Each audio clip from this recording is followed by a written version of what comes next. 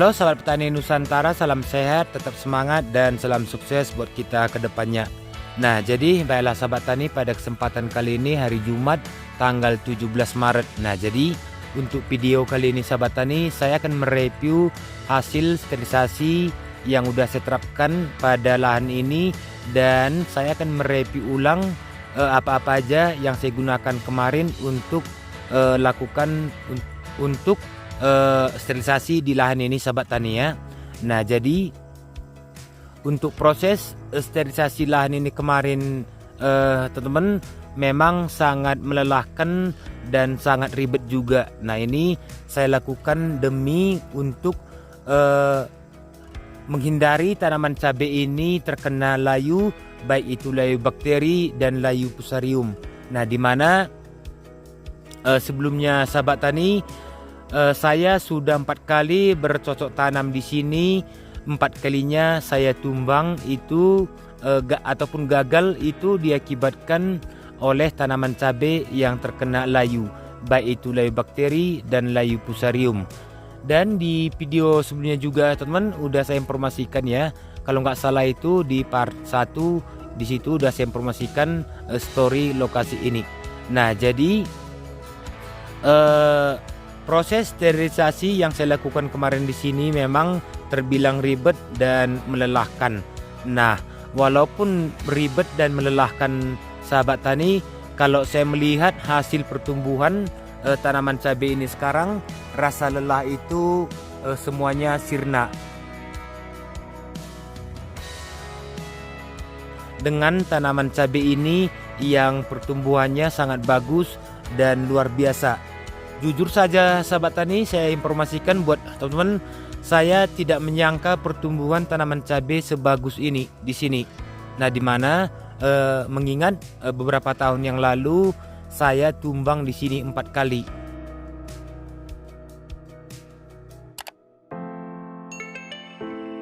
Nah, untuk perkembangan tanaman cabainya teman-teman, ini dia.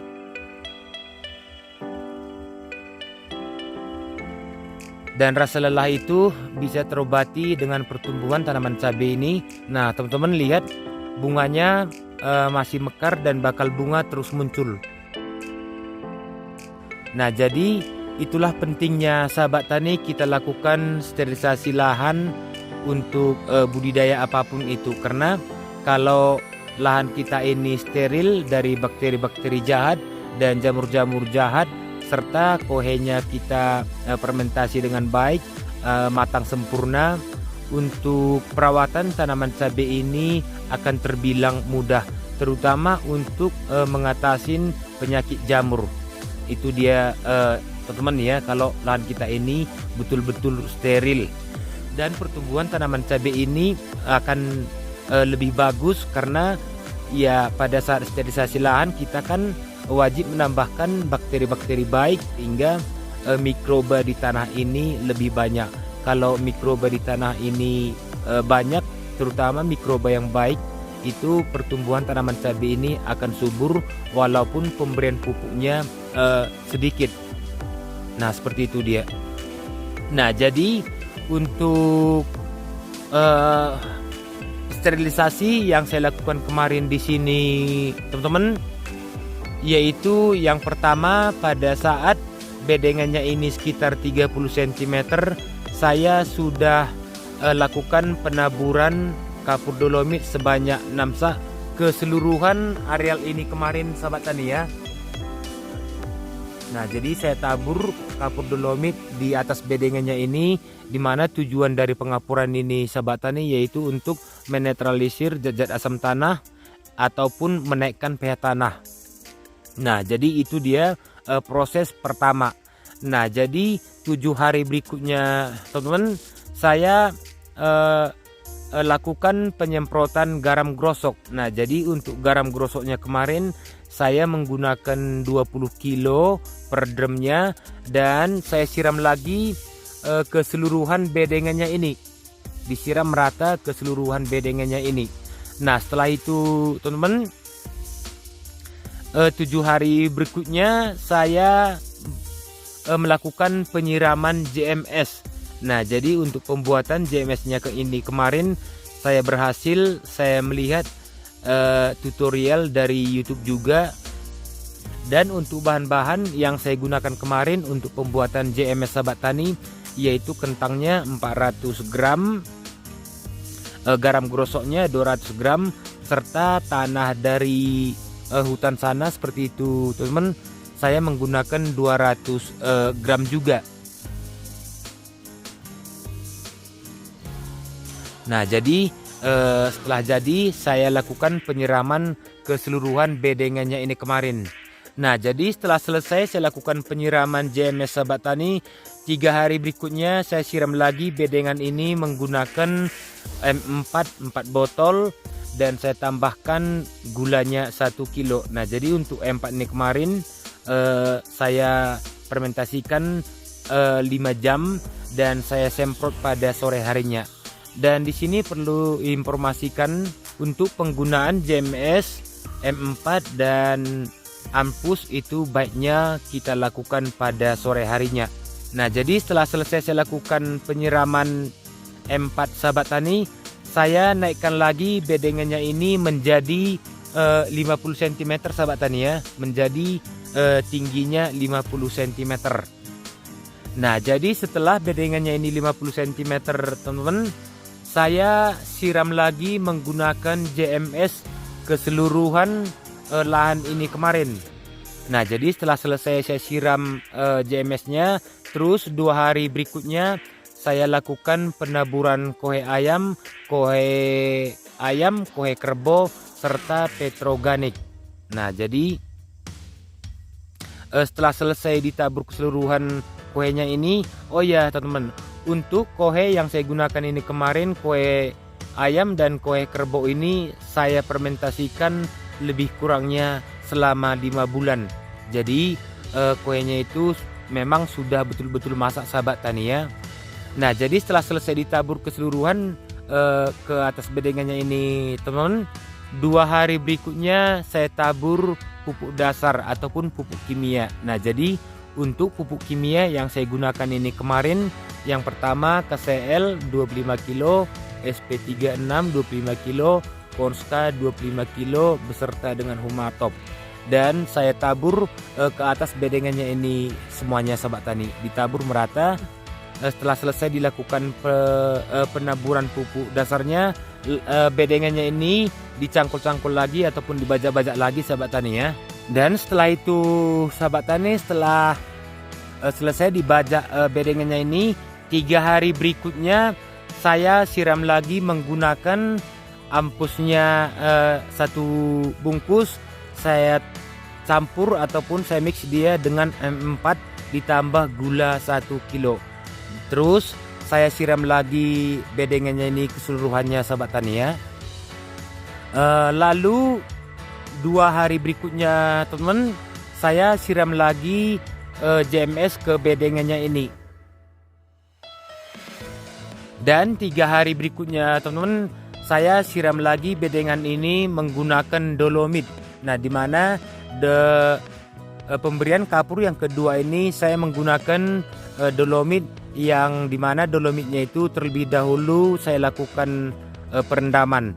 Jadi penyiraman dolomitnya ini sistemnya diencerkan terlebih dahulu ataupun direndam terlebih dahulu dolomitnya Sahabat Tani, baru saya siram keseluruhan bedengannya ini. Nah, jadi itu pemberian kapur yang kedua, karena untuk pemberian kapur di lahan ini kemarin saya menggunakan teknik 2 kali. 5 hari berikutnya teman-teman, sebelum dilakukan penutupan mulsa ataupun tahap terakhir sterilisasi lahan, saya semprot lagi bedengannya ini menggunakan, yang pertama menggunakan M4 sebanyak 4 botol ditambah gula 1 kilo, dan saya campur dia dengan yaitu Yakult. Untuk Yakultnya ini kemarin saya menggunakan 5 botol kecil itu. Nah, jadi itu juga saya rendam ke dalam drum untuk 200 liter air, dan sore harinya saya siram ke bedengannya ini. Nah, jadi itulah proses sterilisasi yang saya terapkan di lahan ini Sahabat Tani ya. Dan memang teman-teman, untuk proses sterilisasi lahannya ini seperti di awal tadi saya bilang, memang agak ribet dan melelahkan. Tetapi untuk melihat hasil pertumbuhan tanaman cabai ini seperti ini, sahabat tani, lihat semua hasilnya luar biasa. Dan untuk tanaman layu tidak ada yang terkena satu batang pun di lahan ini sekarang, sahabat tani ya. Ini benar-benar aman 100% dari serangan layu. Nah itu dia teman-teman ya. Nah jadi setelah penanaman teman-teman ya, setelah saya tanam cabai ini, 3 hari setelah tanam saya lakukan pengocoran fungisida biologi, di mana fungisida yang saya gunakan itu kemarin yaitu saya menggunakan Sakope. Nah jadi untuk Sakopenya saya gunakan setengah kilo untuk 200 liter air dan dikocorkan ke lubang tanaman ini. Dan Sakope ini juga kemarin teman-teman saya lakukan juga penyemprotan ke tanaman ini kalau nggak salah di usia 2 minggu atau 3 minggu ya. Dan untuk penggunaan Sakope ini kemarin yang saya semprot ya, yang saya semprot ada itu sekitar 3 kali kalau nggak salah, sahabat tani ya. Itu dia. Nah jadi proses selanjutnya sahabat tani, pada bulan 11 kalau nggak salah minggu pertama atau minggu kedua saya kocor lagi tanaman cabai ini menggunakan ampus 1 bungkus. Lalu saya kocorkan 200 ml per lubang tanamnya. Nah jadi itulah dia sahabat tani proses panjang yang saya lakukan untuk mensterilkan lahan ini, di mana lahan saya ini kemarin sudah terkontaminasi bakteri-bakteri jahat. Nah jadi untuk itu teman, alangkah baiknya buat sahabat tani semua untuk menghindari layu pada tanaman cabai kita ini, baiknya lahan kita itu terlebih dahulu lahannya disterilkan dan pohenya kita fermentasikan. Nah supaya tanaman cabai kita aman dari serangan layu. Nah jadi itulah dia sahabat tani proses panjang yang udah saya terapkan di tanaman cabai ini. Nah jadi buat teman-teman kalau mau melakukan sterilisasi lahan, terutama di lahannya yang sudah sering terkena layu, baik itu layu bakteri dan layu fusarium, bisa menggunakan seperti cara yang saya terapkan ini. Dan saya yakin tanaman cabainya itu akan tumbuh subur dan hemat penggunaan baik itu pupuk, insektisida beserta dengan fungisida. Dan tanamannya akan aman, terutama tanamannya akan aman dari penyakit layu sahabat tani ya. Nah ini dia perkembangan tanaman cabainya. Inilah hasil sterilisasi lahan yang ribet dan hasilnya memuaskan, sangat luar biasa, dimana untuk pertumbuhan tanaman cabai ini terus berlanjut nih, pupusnya ataupun pucuk mudanya tumbuh terus.